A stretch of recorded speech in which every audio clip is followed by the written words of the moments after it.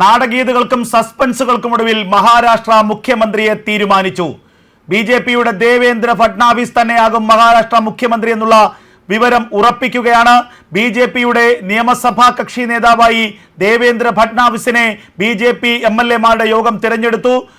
BJP നേതാവ് തന്നെയായിരിക്കും മുഖ്യമന്ത്രി എന്ന് നേരത്തെ BJP പ്രഖ്യാപിച്ചിരുന്നു. ഇപ്പോൾ ഇതാ ഏറ്റവും പ്രധാനപ്പെട്ട വാർത്ത മുംബൈയിൽ നിന്ന് വരികയാണ്. ദേവേന്ദ്ര ഫഡ്നാവിസ് മഹാരാഷ്ട്രയുടെ മുഖ്യമന്ത്രിയായി ചുമതലയേൽക്കും. മഹായുതി സഖ്യത്തിന്റെ മുഖ്യമന്ത്രിയായി ദേവേന്ദ്ര ഫഡ്നാവിസ് ചാർജ് എടുക്കുമെന്നുള്ള ഏറ്റവും പ്രധാനപ്പെട്ട വാർത്തയാണ് പുറത്തു വരുന്നത്. ബ്രേക്കിംഗ് ന്യൂസ് ആണ് പുറത്തു വരുന്നത്. ഇത് സംബന്ധിച്ച ഔദ്യോഗിക പ്രഖ്യാപനം ഏതാനും നിമിഷങ്ങൾക്കകം ഉണ്ടാകുമെന്നുള്ള വിവരങ്ങൾ പുറത്തു വരുന്നു. അനൌദ്യോഗികമായുള്ള സൂചനകളാണ് ലഭിക്കുന്നത്. BJPക്ക് മുഖ്യമന്ത്രി സ്ഥാനം നൽകാൻ ഒടുവിൽ അജിത് പവാർ NCP വിഭാഗവും ഏക്നാഥ് ഷിൻഡെ ശിവസേന വിഭാഗവും തീരുമാനിച്ചിരിക്കുന്നു. അങ്ങനെ BJPയുടെ നേതാവായ കഴിഞ്ഞ മന്ത്രിസഭയിൽ ആഭ്യന്തര വകുപ്പ് കൈകാര്യം ചെയ്തിരുന്ന ദേവേന്ദ്ര ഫഡ്നാവിസ് മഹാരാഷ്ട്രയുടെ മുഖ്യമന്ത്രിയായി ചുമതലയേൽക്കും. നാളെ തന്നെ സത്യപ്രതിജ്ഞ ഉണ്ടാകുമെന്നാണ് ലഭിക്കുന്ന വിവരം. മുംബൈയിലെ സത്യപ്രതിജ്ഞയ്ക്ക് പ്രധാനമന്ത്രി നരേന്ദ്രമോദി എത്തിച്ചേരുമെന്നുള്ള വിവരങ്ങളുമുണ്ട്. നാടകീയതകളും സസ്പെൻസുകളും ചർച്ചകളുമൊക്കെയായി 10 ദിവസമാണ് നീണ്ടുപോയത്. തെരഞ്ഞെടുപ്പ് ഫലം വന്ന് 10 ദിവസമാകുമ്പോഴും ആര് മുഖ്യമന്ത്രിയാകണം, ആർക്ക് മുഖ്യമന്ത്രി പദവി ലഭിക്കണം, ഏതൊക്കെ കക്ഷികൾക്ക് എത്ര മന്ത്രിസ്ഥാനം ലഭിക്കണം എന്നത് സംബന്ധിച്ച ഒരു തീരുമാനമായിരുന്നില്ല. ഇതിനെ രാജ്യത്തെ പ്രതിപക്ഷമടക്കം കോൺഗ്രസ് അടക്കം വലിയ രീതിയിൽ അധിക്ഷേപിക്കുകയും ചെയ്തിരുന്നു. ഇതിനിടയിൽ പലവട്ടം ഈ മുന്നണികൾ തമ്മിൽ ചർച്ചകൾ നടത്തി. BJPക്ക് തന്നെ മുഖ്യമന്ത്രി സ്ഥാനം ലഭിക്കണമെന്ന നിർദ്ദേശമാണ് BJPയുടെ കേന്ദ്ര നേതൃത്വം മുന്നോട്ട് വച്ചത്. എന്നാൽ ഏക്നാഥ് ഷിൻഡെക്ക് മുഖ്യമന്ത്രി സ്ഥാനം വേണമെന്നൊരു ആവശ്യം ഷിൻഡെ വിഭാഗം ശിവസേന ആവശ്യപ്പെട്ടു. എന്നാൽ ഇത് വിട്ടുകൊടുക്കാൻ ഒരിക്കലും തയ്യാറല്ല എന്ന് BJP വ്യക്തമാക്കുകയും ചെയ്തു.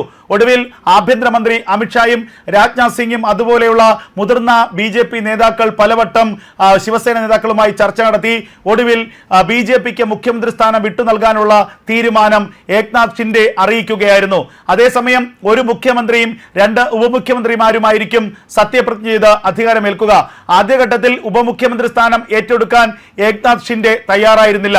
എന്നാൽ കഴിഞ്ഞ ദിവസം ദേവേന്ദ്ര ഫഡ്നാവിസ് ഏക്നാഥ് ഷിൻഡെയെ അദ്ദേഹത്തിന്റെ വസതിയിലെത്തി കണ്ടു. പലവട്ടം ചർച്ച നടത്തി. മണിക്കൂറുകൾ ചർച്ച നീണ്ടു. ഇതിന് പിന്നാലെയാണ് ഉപമുഖ്യമന്ത്രി സ്ഥാനം ഏറ്റെടുക്കാൻ ഏക്നാഥ് ഷിൻഡെ തയ്യാറായിരിക്കുന്നത്. ശിവസേന ഏക്നാഥ് ഷിൻഡെ വിഭാഗത്തിന് ഒരു ഉപമുഖ്യമന്ത്രി സ്ഥാനം, അജിത് പവാറിന്റെ NCPക്ക് ഒരു ഉപമുഖ്യമന്ത്രി സ്ഥാനം, മുഖ്യമന്ത്രി സ്ഥാനം BJPക്ക്. ഇങ്ങനെയാണ് ഇപ്പോൾ തീരുമാനിച്ചിരിക്കുന്നത്. ഓരോ 6 MLA-മാർക്കും ഒരു മന്ത്രി എന്ന കണക്കിനായിരിക്കും ഓരോ മുന്നണികൾക്കും. അങ്ങനെയെങ്കിൽ 122 MLA-മാരുള്ള BJPക്ക് 22 മന്ത്രിസ്ഥാനം ലഭിക്കും. ഏക്നാഥ് ഷിൻഡെ ശിവസേനയ്ക്ക് 12 മന്ത്രിസ്ഥാനം ലഭിക്കും. NCPക്ക് 10 മന്ത്രിസ്ഥാനം ലഭിക്കും. ഇവരെല്ലാവരും തന്നെ നാളെ ചുമതലയേൽക്കുമോ എന്ന കാര്യത്തിൽ ഇതുവരെ ഒരു തീരുമാനമായിട്ടില്ല. BJPയും ഏക്നാഥ് ഷിൻഡെ ശിവസേനയും അജിത് പവാറിന്റെ NCPയും ചേർന്ന മഹായുദ്ധി സഖ്യമാണ് വമ്പിച്ച വിജയം മഹാരാഷ്ട്രയിൽ നേടിയത്. വൻ വിജയം, വലിയ ഭൂരിപക്ഷത്തോടെയുള്ള വിജയം നേടിയിട്ടും മന്ത്രിസഭാ രൂപീകരണത്തിന് കഴിഞ്ഞില്ല എന്നുള്ളത് ഒരു ന്യൂനതയായി പ്രതിപക്ഷമടക്കം ഉയർത്തിക്കാട്ടിയിരുന്നു. കഴിഞ്ഞ മഹായുതി സർക്കാരിൽ മുഖ്യമന്ത്രിയും നിലവിൽ സഖ്യത്തിലെ 2ാം കക്ഷിയുടെ നേതാവുമായ ഏക്നാഥ് ഷിൻഡെ ഉന്നയിച്ച വിഷയങ്ങളിൽ തീരുമാനമാകാതെ വന്നതോടെയാണ് ഫലം വന്ന് 10 ദിവസമായിട്ടും മന്ത്രിസഭ രൂപീകരിക്കാൻ മഹായുതി സഖ്യത്തിന് കഴിയാതെ പോയത്. എന്നാൽ ഡിസംബർ 5-ന് തന്നെ സർക്കാർ അധികാരത്തിലേറുമെന്ന് നേരത്തെ BJP പ്രഖ്യാപിച്ചിരുന്നു. BJPയുടെ ആ പ്രഖ്യാപനം ഇപ്പോൾ യാഥാർത്ഥ്യമാകുകയാണ്.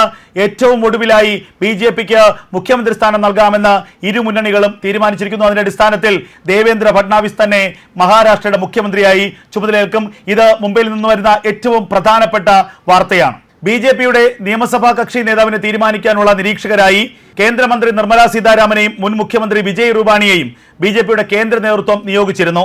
പിന്നാലെയാണ് ദേവേന്ദ്ര ഫഡ്നാവിസിനെ നിയമസഭാ കക്ഷി നേതാവായി BJP MLA-മാർ തെരഞ്ഞെടുത്തത്. ഇതിനു പിന്നാലെ ദേവേന്ദ്ര ഫഡ്നാവിസും ഏക്നാഥ് ഷിൻഡെയും അജിത് പവാറും ഗവർണറെ കണ്ട് സർക്കാർ ഉണ്ടാക്കാനുള്ള അവകാശവാദം ഉന്നയിക്കുമെന്നാണ് ലഭിക്കുന്ന വിവരം. അതിനു മുമ്പ് തന്നെ മുഖ്യമന്ത്രിയെ സംബന്ധിച്ച നിർണായകമായ പ്രഖ്യാപനമുണ്ടാകും. ദേവേന്ദ്ര ഫഡ്നാവിസിനെ മുഖ്യമന്ത്രിയാക്കാൻ തീരുമാനിച്ചുകൊണ്ടുള്ള 3 മുന്നണികളുടെയും മഹായുതി സഖ്യത്തിന്റെയും തീരുമാനമാകും അധികം വൈകാതെ പുറത്തുവരിക. അതേസമയം വകുപ്പുകളുടെ കാര്യത്തിൽ ഇതുവരെ തീരുമാനമായില്ല എന്നുള്ള വിവരങ്ങളും പുറത്തു വരുന്നുണ്ട്. ആഭ്യന്തര വകുപ്പ് വേണമെന്ന നിലപാടിൽ തന്നെയാണ് ഏകനാഥ് ഷിൻഡെ.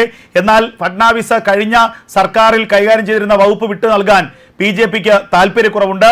അതേസമയം ഇക്കാര്യത്തിൽ ഒരു നീക്കുപോക്ക് അധികം വൈകാതെ ഉണ്ടാകുമെന്ന് തന്നെയാണ് മുംബൈയിൽ നിന്ന് വരുന്ന വാർത്തകൾ. മുംബൈയിലെ ആസാദ് മൈതാനത്താണ് സത്യപ്രതിജ്ഞാ ചടങ്ങ് നടക്കുന്നത്. പ്രധാനമന്ത്രി നരേന്ദ്രമോദിയാണ് ചടങ്ങിലെ വിശിഷ്ടാതിഥി. 2000 VVIPകളും 40,000-ഓളം പ്രവർത്തകരും ഈ ചടങ്ങിൽ പങ്കെടുക്കും. ഈ ചടങ്ങ് നടത്തുന്നതിനുള്ള എല്ലാ ഒരുക്കങ്ങളും അതിവേഗത്തിൽ ആസാദ് മൈതാനത്ത് പൂർത്തിയായിക്കൊണ്ടിരിക്കുകയാണ്.